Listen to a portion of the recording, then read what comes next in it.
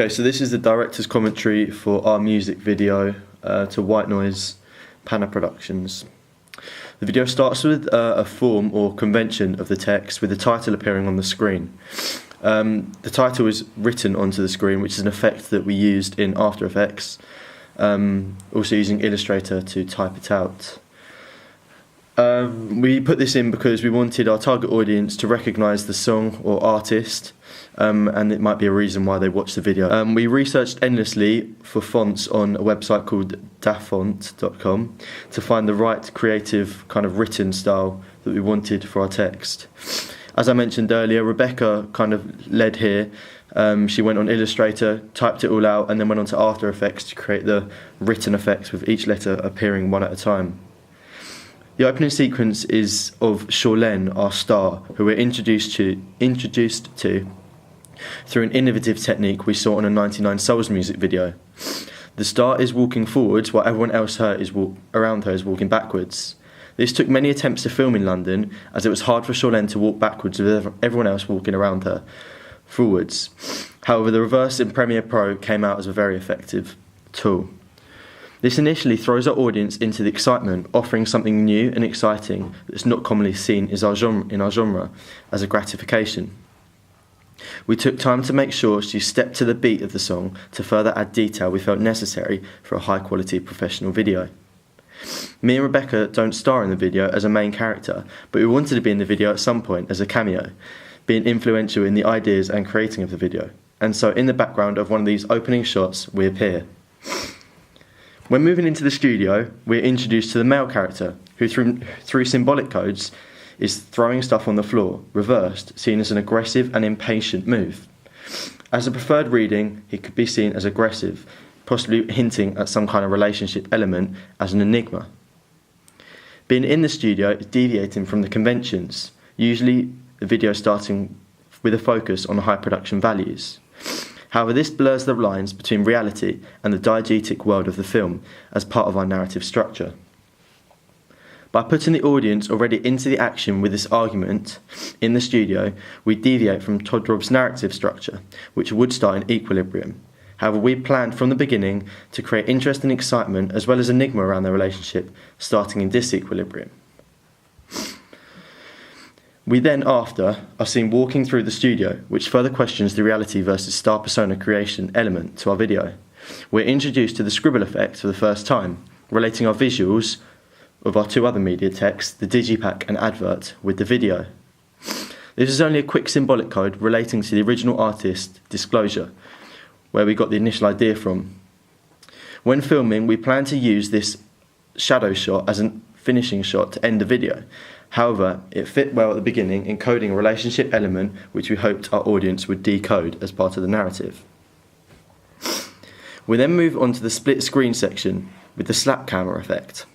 This took skill on Premiere Pro, shortening the shots towards the end as the camera spun, ensuring the colour schemes were the same between the shots and the speed blended well, ensuring that it looked professional moving from Jordan to Charlene. The preferred reading of this is the male side, aggression, showing his sinister side, which we see further throughout the video. But also the spin away from reality to this exciting, escapist, diegetic world these young stars want to escape to from their mundane worries. When it spins to Charlene, she is now dressed like a star in terms of her clothing, being modern and fashionable, with makeup, to an extent offering male gaze, being a good-looking female, as a gratification. However, we challenge this by giving her power and control, empowered and confident in the shot composition, as well as her power when lip-syncing. This is a gratification to our woman audience. Here the scribble effect is used properly first, applying to Andrew Goodwin, linking visuals with lyrics. We hoped our audience would note the relation offering self-actualization with the creativity. This took us a lot of time in After Effects, initially learning the skills from tutorials on YouTube, and then using Illustrator to draw the glasses, for example, and planning in advance the moves Charlene would do, which was essential to our After Effects composition. When filming, we took a few different takes as we needed Charlene to emphasise the lyrics as much as possible to add to the realism of her lip-syncing and so creation of her star persona. The scribble with the spin with the spin around her finger, has a preferred reading relating back to their relationship, as he is messing with her, and into the generic breakup narrative. The pieces of the heart further adds to a relationship element. The pull my strings one by one is scribbled and is another creative element that we planned on our storyboards beforehand, so Charlene knew what actions to do in the studio. We are firstly introduced to the New York section of the video, starting the escapism. However, the handheld shot of our male character's feet adds enigma, questioning where he is and why he's there. We just satisfyingly cut the shots to the beat, which is a convention of the fast-paced genre. Not seeing any more than the star's legs helps build his identity, which we're unsure about at the beginning, as the preferred reading. It acts as a symbolic code to his sinister side, trying to be hidden. We then move back to the performance with another scribble moving of our star's hands, as she is shown in power and in control in terms of her representation. This deviates from the conventional sexual female representation in the genre as a gratification to females, who still looks good as a further gratification to males. So during this section, we were introduced to the first overseas location, New York. During the summer, we went filming and took a series of shots of me moving around the city in order to create that summery, feel-good atmosphere that we were after. The aim was for me to come across as a moody or even slightly sinister character. This was to create and reinforce our narrative through the preferred reading. As the audience were positioned with Charlene, our female character, we wanted the audience to see me as the one who was in the wrong as the preferred reading. A convention within our genre is to have a series of montages. Therefore, in post-production, we produce some rhythmic editing with the shots in time with the music. This can be related to Andrew Goodwin's five-factor theory with the relationship between the visuals and music. This shot of me walking away continues with the theme of myself moving around New York. The tracking shot behind me takes the audience with the character, almost as if the audience are following the character on his journey. My face is not shown in this shot, therefore, within the preferred reading, creating some enigma around my emotions. The side-on shot of me moving around continues to follow me around New York. Although these shots are not head-on, they start to give an indication of the character's emotion, which in fact appears very emotionless, therefore reinforcing the audience's position with the preferred reading, being with Charlene, the female character.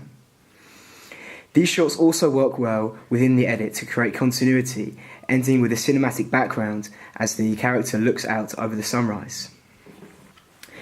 This is then followed by a sequence of head-on shots. During this shot, we use the script. So this is within a head-on shot where we start to get an understanding for the character's emotions. During this next shot, we use the scribble effect to draw a boxing ring around the female character. This is used to create another relationship between the lyrics and the visuals, specifically referring to the connotations of the lyrics, "Let's play rough." This can be related to Andrew Goodwin's five-factor theory again by creating a relationship between the visuals and the audio, or the lyrics in particular. This can also therefore be related to Steve Neal's theory of repetition and differences. This is because we use the scribble effect to deviate our production and create something that is unique.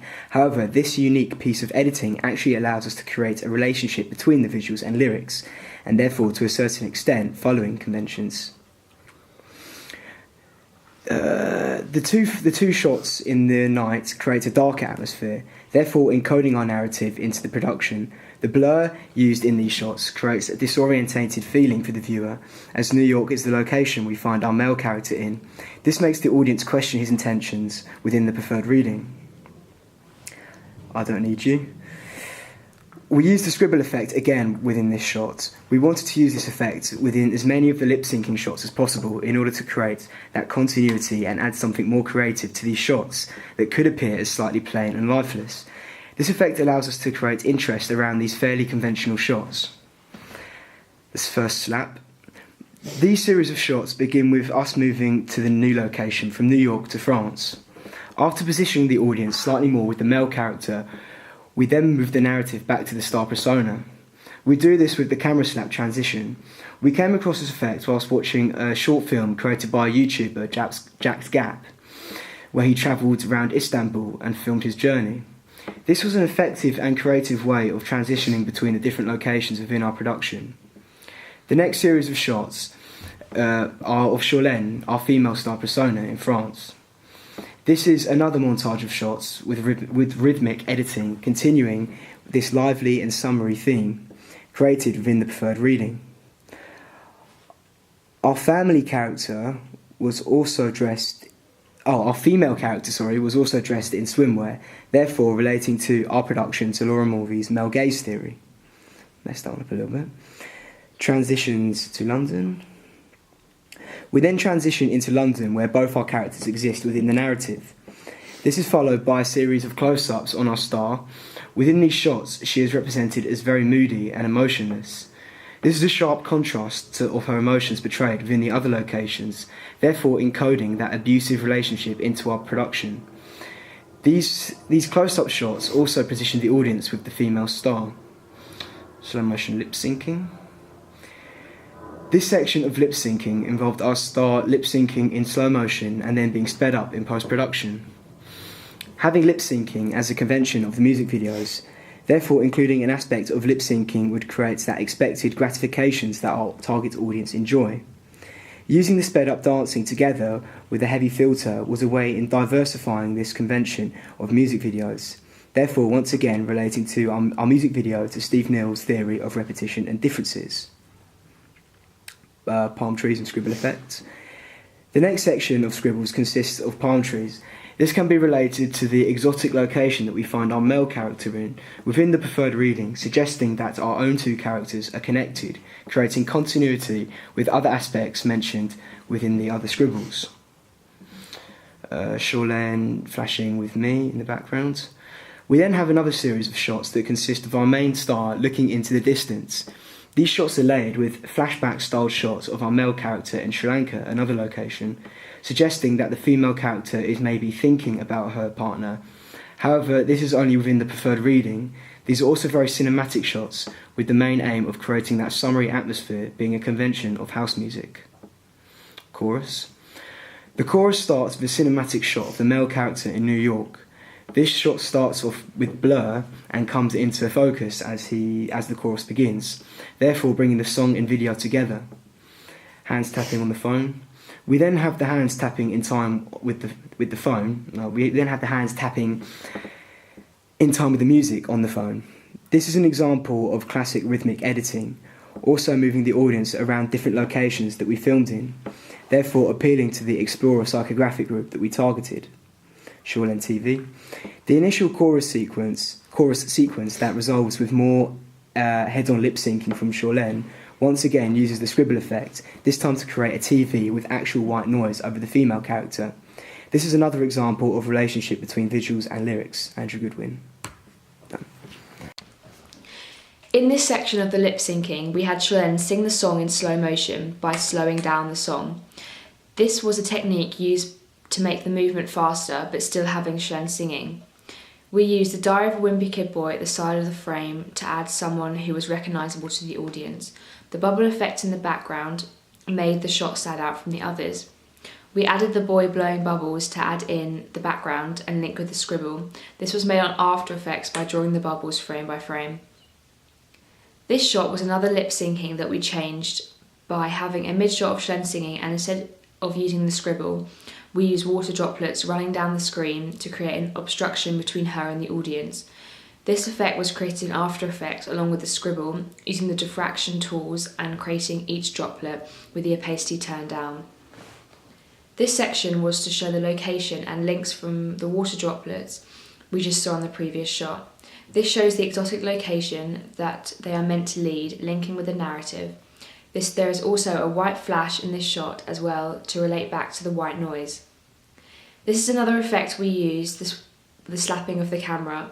This is the second time we used it, and it appears in the video using repetition from Steve Neal theory. This is to change location and or character in a visually interesting way. This is... Okay, wait, one sec. Okay, this is a simple action match going from Jordan to Charlène. This is visually pleasing to the audience and creating a connection between them two relating to each other. This is another section of lip syncing using Andrew Goodwin's relationship between visuals and the lyrics, where the screen turns the colours of the lyrics black and blue. This engages the audience and makes them re-listen to the lyrics.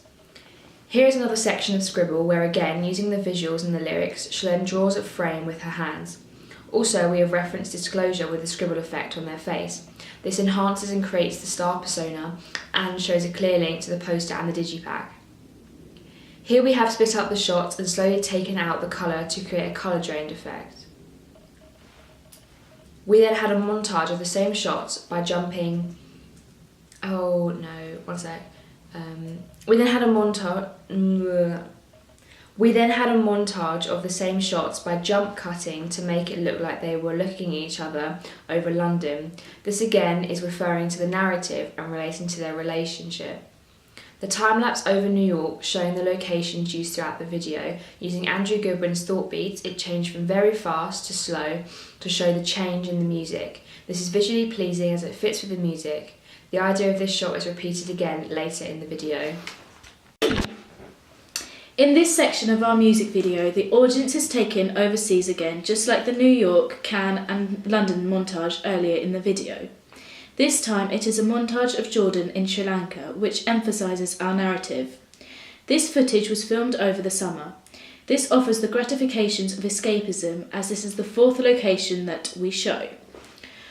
The use of montage editing is also a convention within our genre, so during our editing process we took our time and made sure we edited shots in time with the music to further emphasise the upbeat music. This can be related to Andrew Goodwin's theory with the relationship between the visuals and the music. Within this location we utilised the technical codes of jump cuts. This makes it visually interesting and speeds up the narrative. This mise-en-scene of the green scenery has a holiday vibe also. This mise-en-scene of the green scenery also has a holiday vibe. During this section we also...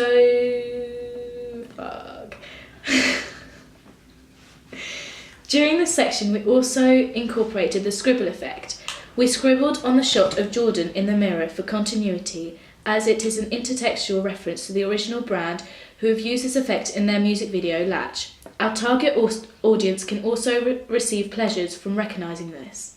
Our next shot is a time-lapse of a boat in New York. We sped up the time-lapse before there is a flash and then slowed it down.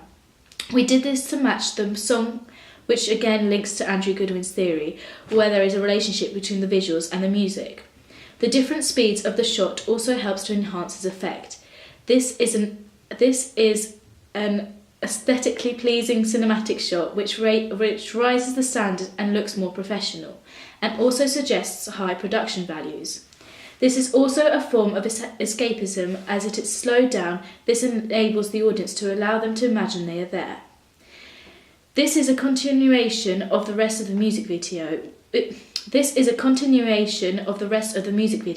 This appeals to Steve. Oh my god. This appeals to Steve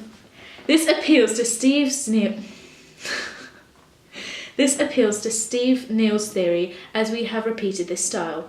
However, this time to make it more interesting,